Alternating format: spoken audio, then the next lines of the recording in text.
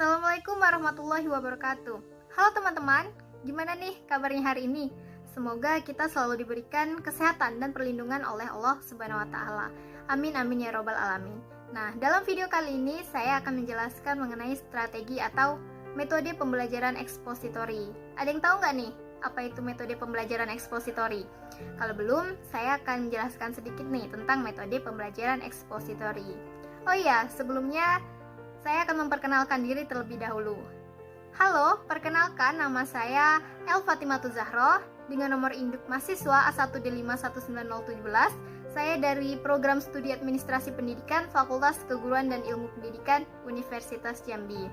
Oke, langsung saja teman-teman. Jadi, apa sih metode pembelajaran ekspositori itu? Metode pembelajaran ekspositori merupakan salah satu metode mengajar yang membantu siswa mempelajari keterampilan dasar dan memperoleh informasi yang dapat diajarkan selangkah demi selangkah, di mana supaya siswa tidak merasa jenuh saat belajar. Adapun prinsip-prinsip penggunaan strategi pembelajaran ekspositori ini ada 4. Yang pertama yaitu berorientasi pada tujuan. Ciri utama dalam strategi pembelajaran ekspositori ini yaitu melalui media ceramah, di mana proses penyampaian materi yang diberikan pasti memiliki tujuan pembelajaran yang ingin dicapai. Sebab tujuan itulah yang harus menjadi pertimbangan utama dalam menggunakan strategi ini. Prinsip yang kedua yaitu prinsip komunikasi. Proses pembelajaran juga sering disebut proses komunikasi, yaitu menunjuk pada proses penyampaian pesan dari seseorang kepada seseorang atau sekelompok orang lainnya. Yang dimaksud dalam hal ini, pesan yang disampaikan adalah materi pelajaran yang diorganisir dan disusun sesuai dengan tujuan yang ingin dicapai. Yang ketiga yaitu prinsip kesiapan. Siswa dapat menerima informasi sebagai stimulus yang kita berikan. Namun sebelumnya, terlebih dahulu kita harus mengetahui mereka dalam keadaan siap atau tidak siap, baik secara fisik maupun secara psikis untuk menerima pelajaran. Jadi ketika siswa dalam kondisi belum siap, jangan kita mulai untuk menyajikan mata pelajaran, karena kesiapan merupakan satu hukum belajar, teman-teman. Nah, yang keempat yaitu prinsip berkelanjutan. Proses pembelajaran ekspositori harus dapat mendorong siswa untuk mau mempelajari materi pelajaran lebih lanjut. Pembelajaran bukan hanya pada saat itu, akan tetapi juga untuk waktu selanjutnya. Ekspositori yang berhasil dapat dilihat melalui proses penyampaian yang dapat membawa siswa pada situasi ketidakseimbangan, sehingga mendorong mereka untuk mencari dan menemukan atau menambah wawasan melalui proses belajar mandiri. Selanjutnya yaitu langkah-langkah dalam pelaksanaan strategi pembelajaran ekspositori. Ada 5 langkah. Yang pertama yaitu persiapan.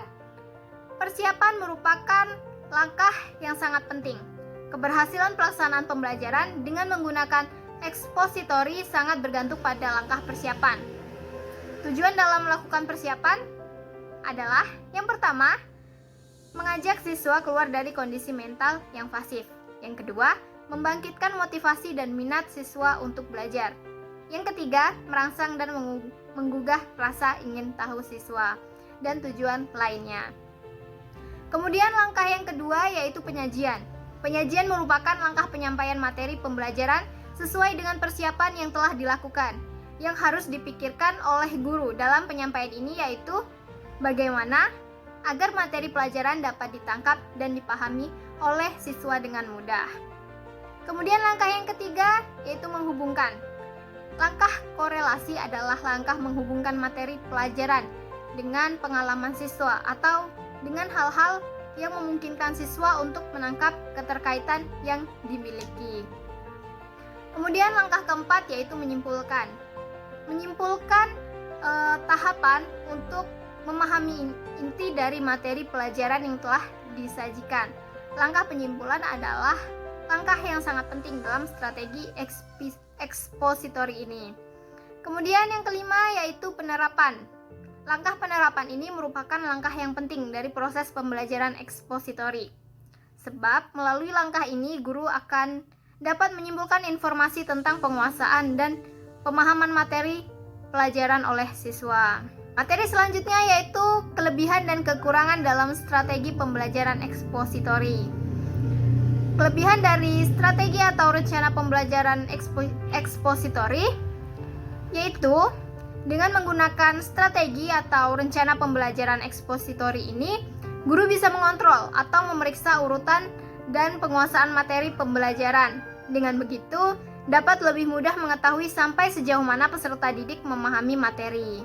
Kemudian, strategi atau perencanaan pembelajaran ekspositori ini dianggap sangat efektif dalam proses pembelajaran di sekolah.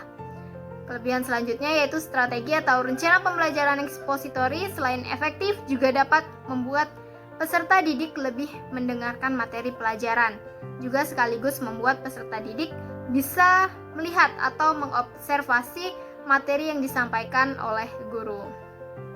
Kemudian, adapun kekurangan dari strategi rencana pembelajaran ekspositori yaitu strategi atau rencana pembelajaran ini tidak dapat melihat keseluruhan perbedaan karakter belajar setiap individu, baik perbedaan kemampuan, perbedaan pengetahuan, minat, bakat, serta perbedaan gaya belajar peserta didik.